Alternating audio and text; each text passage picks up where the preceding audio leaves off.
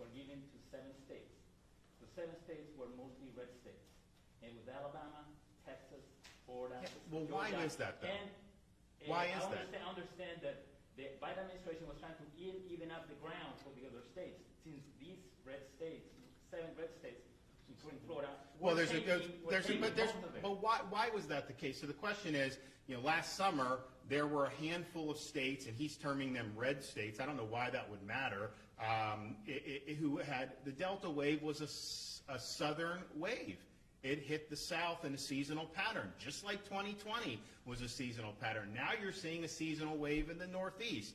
And as much as people like you would like to say this is based on your political affiliation, that's not how viral curves work. So we were using more of it because we had more prevalence, but I'd say just as significantly, we actually embraced the treatment. I was attacked when we rolled out this monoclonal site by press outlets, by the left. They were attacking me for doing it. They acted like it was like voodoo, that this wasn't something that was, and then what you saw is people were getting the treatment, they tell their friends, their neighbors, all of a sudden people were going out, and this was a big thing in Florida because people saw the results of it. So that is why we were using more. Now you're in a situation where you have massive prevalence in places like DC and New York and all those other places. They are getting more.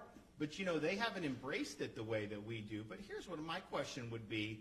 Why are we even in a situation where we are concerned about who gets what? We've had these available for over a year.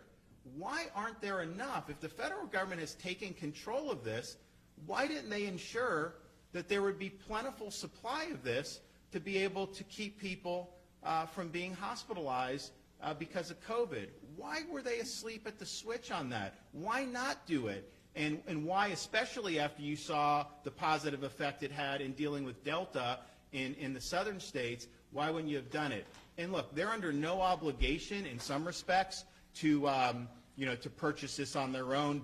But when they don't let us do it, when they have these exclusive agreements, then that's a huge problem. So let us buy some. We will buy some. We bought as much Sotrovimab as we could. That's now off the table. So let's just be real here. The fact that we're even talking about over a year, this stuff came out in December of 2020 under EUA. Sotrovimab came out in the spring of 2021 under EUA. There's plentiful time for them to have gotten this in gear. And I think the fact that they haven't is part of it. They don't believe in the treatment. They said, remember, Fauci said if 50% get vaxxed, there'll be no more waves. Well, we have way more than that across the country, and you have some of the biggest waves you've seen yet. So that was wrong, but they're not willing to pivot to the treatments, and I just think that that's unfortunate. But why you would try to play politics with it? The people that are coming to get treatments, like you say red state or not, how do you know? I mean, is that person either way? I mean, that's just not the way to think about it. I apologize for saying red states, but these have been states that have been very resistant to vaccines and masks. That's not true. First of all, that's not true. Florida over the summer and today has had higher vaccination rate than the U.S. as a whole. That's just the fact. We've had the highest in the Southeast for pretty much the whole time. We have over 90% of our elderly population for many months has had vaccination. The fact of the matter is, the vast majority of people who get monoclonal treatments have been vaccinated. I know that doesn't fit the narrative. Go down and look at the Miami-Dade site. They actually put it out every day. How many people got treatments, how many were vaxxed versus not vaxxed, and it's always 2, 3, 4 to 1 vaxxed to unvaxxed. So that's just the reality. And so to use the vaccine as a reason to deny treatment or our policies regarding, and let's be honest, they wanted mandatory vaccinations. That's what they were pushing for. Passports to where you can't go into a restaurant. I mean, a 5-year-old kid can't go someplace because he hasn't done this. The clinical trial for 5 to 11-year-olds for Pfizer found no severe COVID outcomes for either the vaccine arm or the control arm. Nobody got severe COVID in that clinical trial, and it was not a very big clinical trial.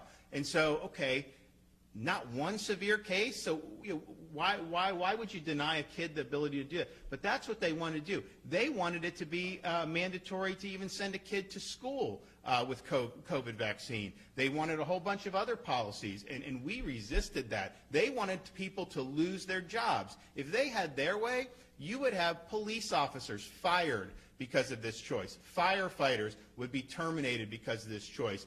Nurses, we've stood up for nurses and saved a lot of jobs. So Florida did that. We were one of the few states that stood up and said, you know, we are not going to deny you the ability to earn a living based off your choice on a shot. And that is much different than, I think, what you've seen from the federal leadership. But here we are looking at it now. You know, clearly those heavy-handed policies have not worked, because if they did work, they would not be dealing with any significant COVID right now. And so we just have to understand that, and what great cost have they imposed on our social fabric, on our economy, on people's conception of their individual rights. I mean, it has been a disaster. But even putting that aside, the fact that we approached it different from a mandate perspective is not a basis to deny treatment to Floridians who may need it. So Joe's going to keep fighting, I'm going to keep fighting, we're all going to keep fighting. We have the infrastructure in place. If those shipments come, there'll be another site in Jacksonville the next day. If they come, there'll be sites in South Florida, Central Florida, all across. We're ready. The legislature, we got the money. We have money set aside. We're ready. But we can't do it. We can't give people treatments if the federal government's withholding the treatments. So send us the treatments and let's get it done. Okay, we got to run. Come on, buddy. I have one question. One more question, Doctor.